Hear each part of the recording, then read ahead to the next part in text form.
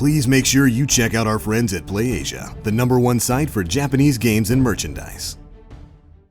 Sometimes games are covered that just have so much to discuss that it's not possible to fit it all into a single video. This was definitely the case for such a big and long-running series as Mega Man, and so welcome to yet another look at all of the censorship changes made to the games for different regions around the world. Last time we saw such changes as the toning down of inappropriate language, as well as things like Mega Man Legend's various forms of violence towards animals, and how this and other provocative content such as porno magazines were removed in the Western versions. However, did you know that this hasn't been the only time for adult magazines to be censored outside of Japan?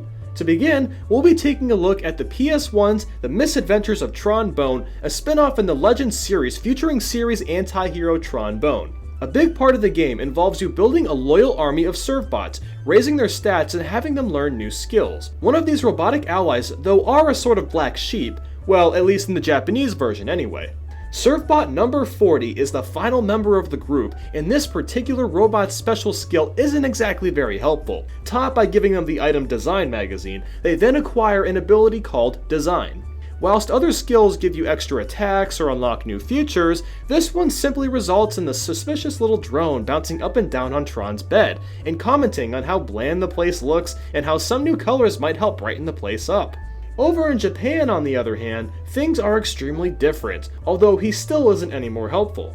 First, let's take a look at the Design magazine that sends the robot on a hyperactive bed-bouncing fashion spree. The item is acquired during Mission 1-2, and you can briefly see its sprite pop up, following destroying the house it's contained in. Now, let's zoom in and take a closer look at the magazine. Have you noticed how it appears to show what looks like a naked woman on its cover?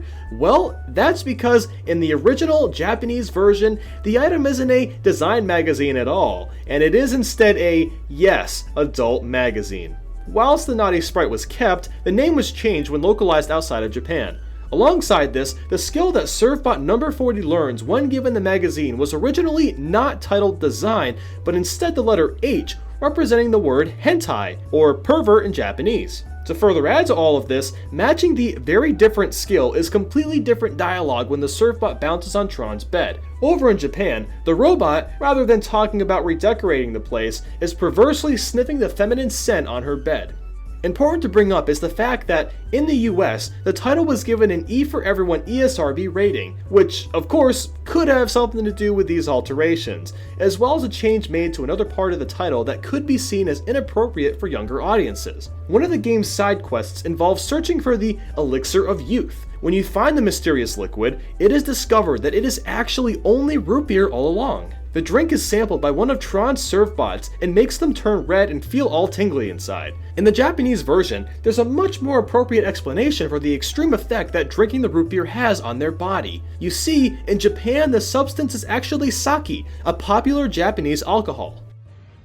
To now move away from the Misadventures of Tron Bonne and to the Game Boy Advance's Mega Man 03. A curious change was made to one of the game's villains for the North American version, but actually not over in Europe. Whilst elsewhere in the world, including Japan, the weapons repair factory's boss goes by the name Hellbat Schilt, but in the US they are instead called Devilbat Schilt, with it being suggested that this was due to Nintendo's infamous censorship policies during this time to words such as hell and other terms that could be seen as questionable.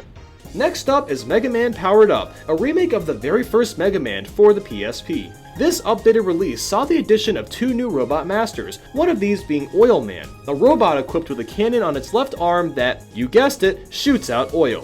One aspect of their character design was met with controversy in the West though, this being their big-lipped, dark-faced appearance. Comparable to such characters as Pokemon's Jinx and Mr. Popo from the Dragon Ball franchise, Oil Man was accused of resembling racial, blackface iconography. Due to this, their skin was changed to dark blue and they were given yellow lips outside of Japan. Interesting to point out is that in Archie's Mega Man comic book series, the potentially problematic design was instead covered up by a scarf and you were unable to see the character's big lips.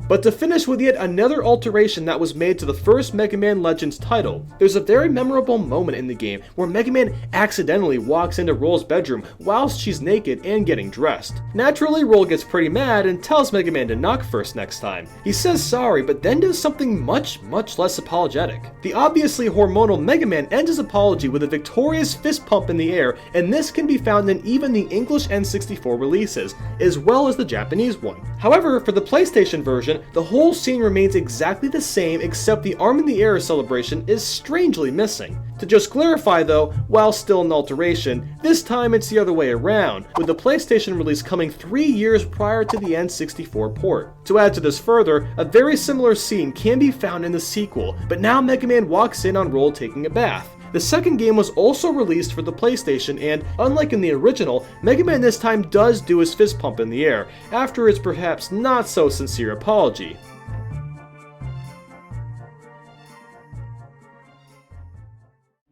As always, thanks for watching. Censored Gaming is the definitive resource for censorship. Make sure you've subscribed to stay up to date with the latest censorship in games. And hey, my name is Nathaniel Bandy. I make nice clickbaity top 10s as well as some original content like Smash and Compare, How Will Nathaniel Rage. If you'd like to check that kind of stuff out, feel free to. There's a link in the description and in the annotation. It's really cool stuff. I mean, I think it's kind of cool. You might hate it, but I don't know that. I mean, that's up to you to decide. Let me know what you think by checking out my stuff. Anyway, so long guys.